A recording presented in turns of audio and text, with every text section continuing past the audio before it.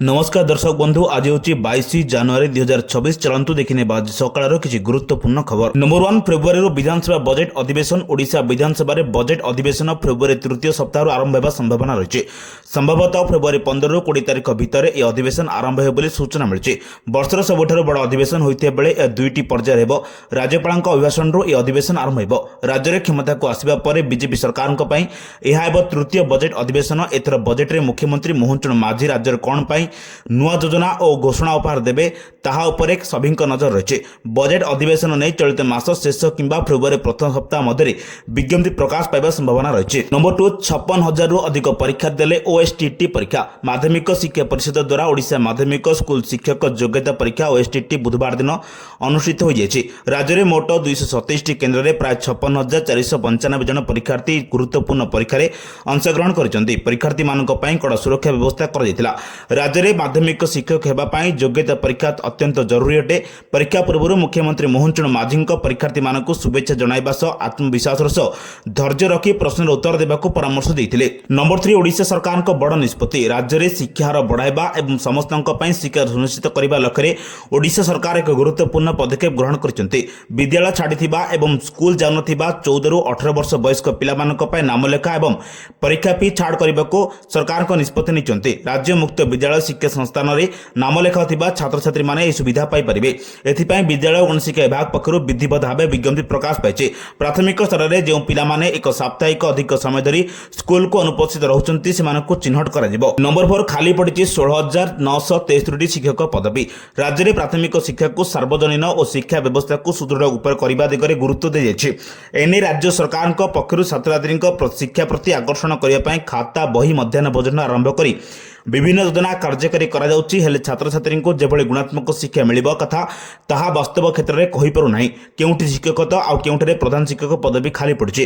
सेपरि अनेक ब्लॉक रे अतिरिक्त ब्लॉक शिक्षा अधिकारी बीओ पदवी खाली रही। एथिजोगु पिलांको भविष्यत पाठ पढ़ा को नहीं अभिभावक माने चिंता व्यक्त करछन्ते। नंबर 5 पंचायत निर्वाचन पई बीजेडी ग्रहण नीति। ओडिशा आगामी पंचायत निर्वाचन पई बिजु जनता दल प्रस्तुति जोरदार करछि।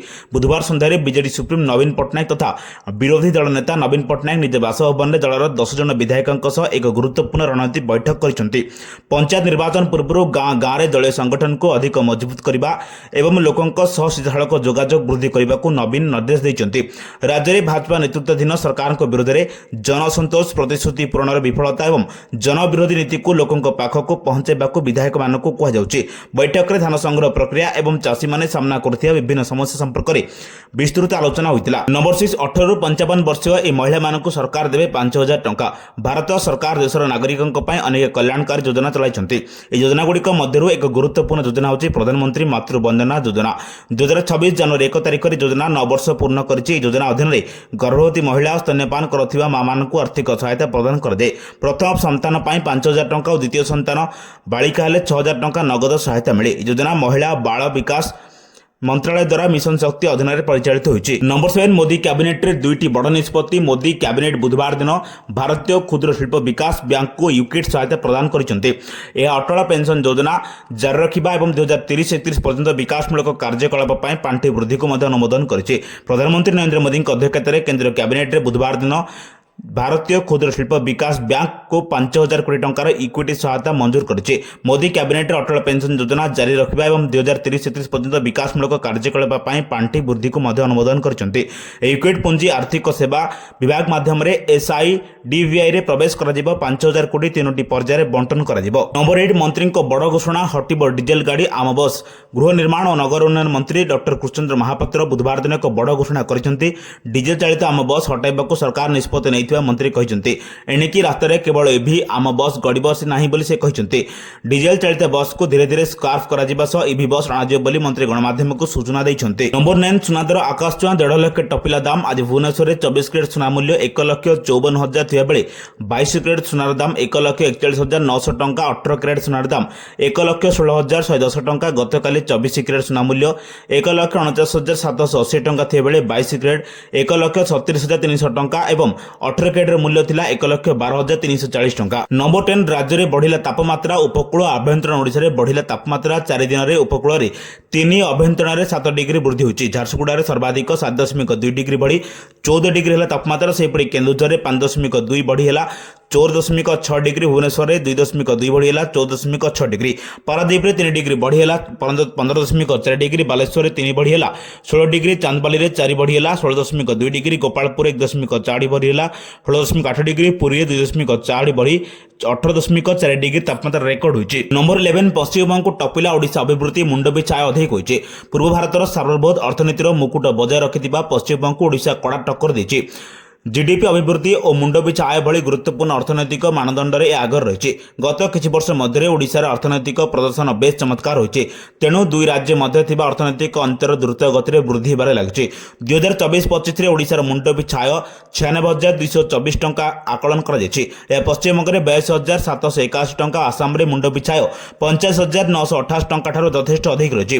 2011-12 रे पश्चिमबंग किंतु ए दुई राज्य ठारू यथेष्ट आगे थिला। सेही वर्ष पश्चिमबंगर मुंडपिछा आय 3 राज्य भितर सर्वाधिक 51,543 टंका थिला। नंबर 12 कैबिनेट रे बड़ निष्पत्ति 2031 पर्यंत अटल पेंशन योजना अवधि बढ़िला। केंद्र सरकार पक्षर 2030-31 आर्थिक वर्ष पर्यंत अटल पेंशन योजना राज्य राज्य रखाଯିବ। ଏହି योजनाରେ प्रचार प्रसार और विकासमूलक कार्यकलाप ପାଇଁ पांठी सहायतार संप्रसारण କରାଯିବା सह नियंट भरणा लागि ମଧ୍ୟ पांठी जोगाई दियाଯିବ। प्रधानमंत्री नरेंद्र मोदी अध्यक्षताରେ अनुष्ठित केंद्र कैबिनेट बैठक में आज प्रस्ताव को अनुमोदन କରାଯାଇଛି। असंगठित केंद्र श्रमिकों निकटे योजनार लाभ पहुंचाइबा लागि प्रचार प्रसार एवं विकास कार्यकलाप कराजिबो। एथिर सचेतनता एवं क्षमता निर्माण शामिल कराजिबो। ई योजनार कम आयकारी एवं असंगठित क्षेत्र में लक्ष लक्ष श्रमिकों ପାଇଁ वृद्धावस्थार आय सुरक्षा सुनिश्चित हेबो। नंबर 13 परिवहन विभाग विरोध में सांघातिक अभियोग निर्भया कांड पर व्यावसायिक गाड़ी में ट्रैकिंग डिवाइस लगाइबाकू निष्पत्ति नेइथिले सरकार। ए क्रम में ओडिशा बीएसएनएल पाखापाखि 70,000 गाड़ी में ट्रैकिंग डिवाइस लगाइबार सफल होइतिला। हेले परिवहन विभाग एमिति कोन बाध्यबाधक हैला जे बीएसएनएल ठारू मुह फेराई सीडाक नामक कंपनी को दायित्व देले मन पड़ाई। प्रदूषण सर्टिफिकेट अव्यवस्था को विवाद में छंदी होइछि परिवहन विभाग। ए विवाद समाधान पाई सरकार अंटा भिड़िथिया बेले एबे नुआ विवाद मुंड टेकिलानी। वेहिकल लोकेशन ट्रैकिंग डिवाइस लगाइबाकू दुर्नीतिर गंध आसिलानी। 2022 रु समस्त व्यावसायिक गाड़ी में ट्रैकिंग डिवाइस लगाइबाकू बीएसएनएल को दायित्व देथिला परिवहन विभाग। नंबर 14 जेल सुरक्षा को करागला कड़ाकड़ी। जेल सुरक्षा को करागला कड़ाकड़ी। तेल जगिबो एआई राज्य में प्रथम करी ढेंकानाल जिला कारागार में लागिला एआई कैमेरा। पायलट प्रोजेक्ट भाव में ढेंकानाल में प्रथम कर आरंभ कराଯାଇଛି। जेल भितर चतुर्दिगरे थिबा वालर एआई कैमेरा को लगा जायछि। ता सहित जेल चारिपटे थिबा 4टी वाच टावर उपरे जेल सुरक्षा ପାଇଁ जेल कर्मचारी को नियोजित ମଧ୍ୟ କରାଯାଇଛି। मोटो 16टी एआई कैमेरा जेल भितर लगा जायछि। तेणु एहाकू देउछि एआई कैमेरा निकटरे केही गले साइरन बाजिबो। एहा द्वारा जेल कर्तृपक्ष तुरंत एहाकू ध्यान दे पारिबे एवं आवश्यक पदक्षेप ग्रहण करि पारिबे। एहा द्वारा जेल चारिकांथ डेई पळाइथिबा कैदी मानको रोका जाय परिबो। एहा फलप्रद हेले आगको सारा राज्य रे कारागार गुड़िकरे एआई कैमेरा व्यवहार करा जिवो। नंबर 15 भितरकनिकारे बढ़िला विदेशी पक्षी संख्या। चलित मास 18 तारिख दिन वन विभाग पक्षर होइतिबा गणना रिपोर्ट रो प्रकाश पाइछि। गत वर्ष भितरकनिका 1,51,614टी पक्षी भिड़ जमाइथिबा बेले चलित वर्ष भितरकनिका को 1,52,762 को वृद्धि पाइछि। 2023 मसियारे 139 प्रजातिर विदेशी पक्षी भितरकनिका आस्तिया बेले 2024 मसियारे 121 प्रजातिर 2025 रे 118 प्रजातिर और चलित वर्ष 106 प्रजातिर विदेशी पक्षी भितरकनिका आस्तिबा गणमाध्यम सूचना मिली। क्रमागत भाव पक्षी प्रजाति कमिया शुभ लक्षण नुहे बोली कहुछि। जेते अधिक प्रजातिर पक्षी भितरकनिका आसिबे भितरकनिकार जैव विविधता सेते सुदृढ़ हो बोली धराଯାए। एहिबळी गुरुत्वपूर्ण खबर पाइबा आम चैनल जोड़ी रुहतु। ब्यूरो रिपोर्ट सावधान ओडिशा।